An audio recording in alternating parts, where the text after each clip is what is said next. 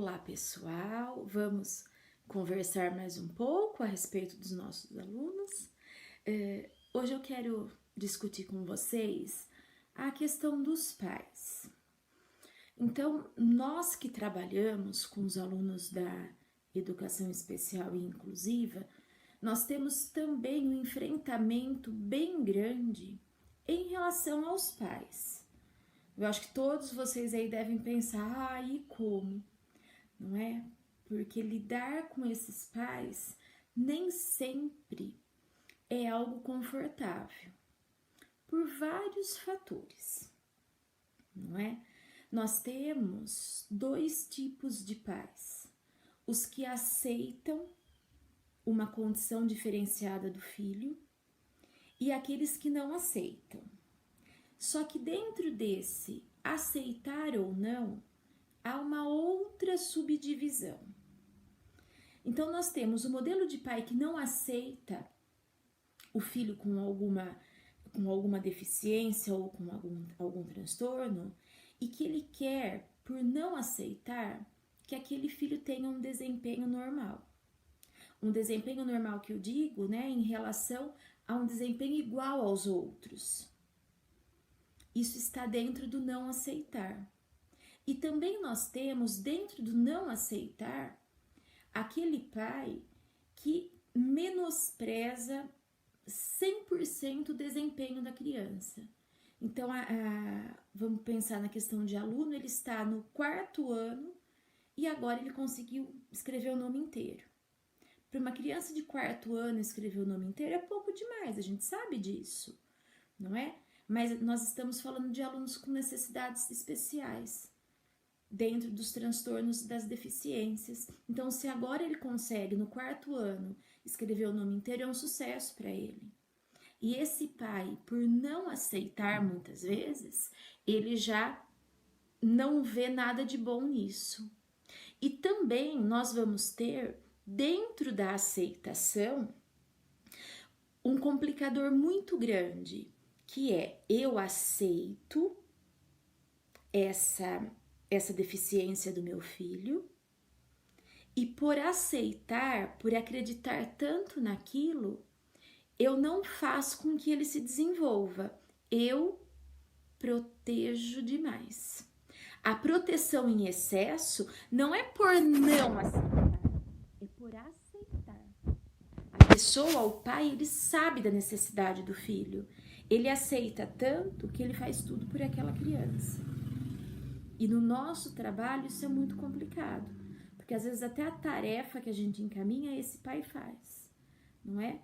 Então isso é dentro do aceitar.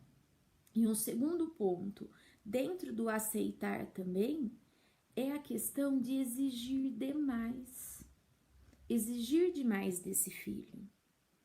Coisas que às vezes nós falamos assim, mas vai demorar para ele conseguir, porque ele tem o tempo dele. Ele vai conseguir, mas vai demorar um pouco. E esse pai não entende, não aceita isso. Ele quer, por saber que o filho tem algo, ele quer que tudo seja igual. Então, não sei se ficou claro para vocês essa questão, não é? Que aquele pai que aceita e está do nosso lado, está do lado da equipe multiprofissional que atende essa criança, é muito difícil ter. Esse pai que procura com que essa criança, que esse filho se desenvolva na sua condição. Esse pai que seria o ideal para o nosso trabalho, ele é a minoria. Porque dentro da questão de pais, de família, né? Eu tô falando de pais, mas hoje a gente pode falar de família, do responsável por essa criança. Existe essa colocação. Os pais que não aceitam, e eu exemplifiquei para vocês as duas subdivisões dentro desse pai que não aceita. Os pais que aceitam, e eu expliquei também as duas subdivisões que existem. Só que o pai que aceita, e que para nós e todos os profissionais que atendem essa criança seria o importante, o pai que aceita, o pai que ouve, o pai que faz o que nós orientamos. E esse tipo de aceitar ele é o que menos existe. E daí eu trago um outro ponto também para vocês, que existe dentro, acho que vocês já ouviram falar, que existe dentro da questão dos pais, dos responsáveis, a fase do luto. Tem um documentário, se vocês quiserem assistir, ele está no YouTube, se chama Do Luto à Luta. É a respeito do pai de uma criança com síndrome de Down, de uma menina com síndrome de Down. Inclusive, ela participou de uma novela alguns anos atrás. O luto que essas famílias vivem é muito grande. E muitas vezes a gente fala, ai, mas por que esse pai é assim? Credo, que difícil, não é? Lógico, eu sou militante da área da deficiência, vocês que me conhecem sabem disso, não é? A minha visão, às vezes, ela é um pouquinho diferenciada em relação a essas questões de inclusão, não é? Eu acredito no desenvolvimento de todos, cada um dentro da sua condição, mas eu apoio e aposto muito nos apoios. Infelizmente, nós não temos todos esses apoios. Enfim, né? Eu estou colocando isso para que vocês não me interpretem mal. Eu escolhi isso para fazer e amo, confio demais, né? Em relação ao poder, à condição que as pessoas com deficiência, com transtornos têm. Mas eu penso que nenhum pai espera, né? Nenhuma mãe na sua gestação espera que o filho, que ao nascer, tenha uma deficiência, tenha um transtorno psiquiátrico. Eu acredito que isso não seja sonho de ninguém, não é?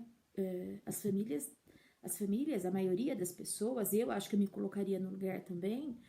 Será que nós esperamos ter um filho com deficiência? Será que isso é um sonho? E a literatura traz que quando a família ela recebe a notícia que o filho tem algo, tem uma deficiência, tem um transtorno, aquele sonho do nascimento do filho, não é aquela esperança de um filho maravilhoso, de um filho onde foi colocado, né, tantas esperanças nele, ele acaba quando se recebe a notícia de um filho com deficiência. Por isso que se chama luto. Então, uma esperança de um nascimento, não é, daquele filho que sempre sonhou. Quando chega a notícia de um filho com alguma deficiência, esse sonho, ele entra num luto. E muitas famílias, elas não saem desse luto. Elas passam a vida inteira dentro desse luto. E dentro desse luto está o aceitar e o não aceitar, com as subdivisões que eu coloquei para vocês.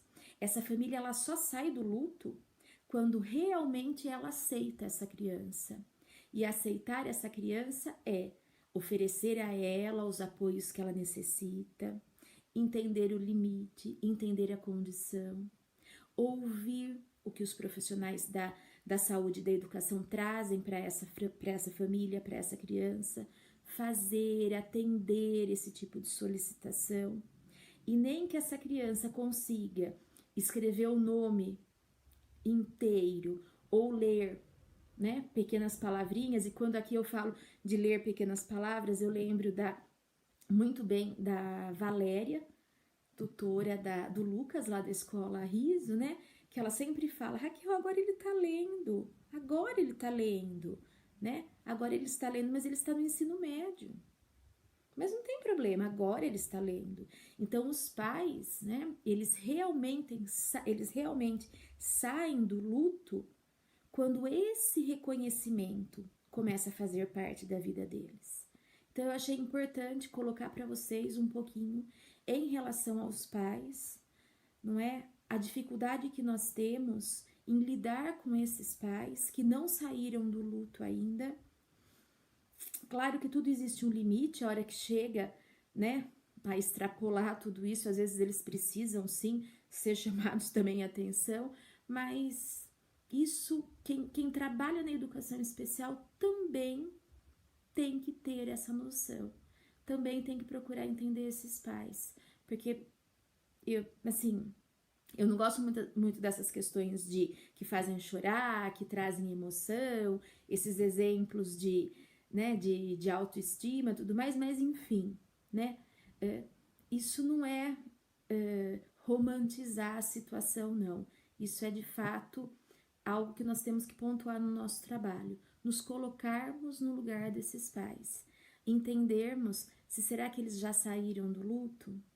Será que eu estivesse no lugar eu também não faria assim? Né? Então, essa videoaula de hoje eu quis esclarecer isso para vocês, mas também para ficar uma questão aí de reflexão.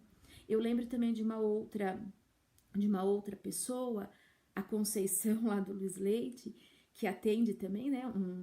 É tutora, também atende um aluno autista, e ela sempre fala, na formação que ela fez, ela comentou, eu tive que reeducar essa família. Eu cito pessoas assim, mas lógico que todos vocês fazem isso. Então, reeducar uma família. Não é o que é reeducar uma família? Será que é reeducar ou educar? Porque ninguém foi, né? Ninguém teve essa ideia, esse olhar para essa família que também sofre. Né? Então, era isso que eu queria colocar para vocês em relação às famílias, em relação aos pais, que as atitudes deles, né, pela psicologia também elas são explicadas, não é? Espero que tenha sido proveitoso para vocês esses minutos me ouvindo. Um abraço a todos, muito obrigada pela atenção.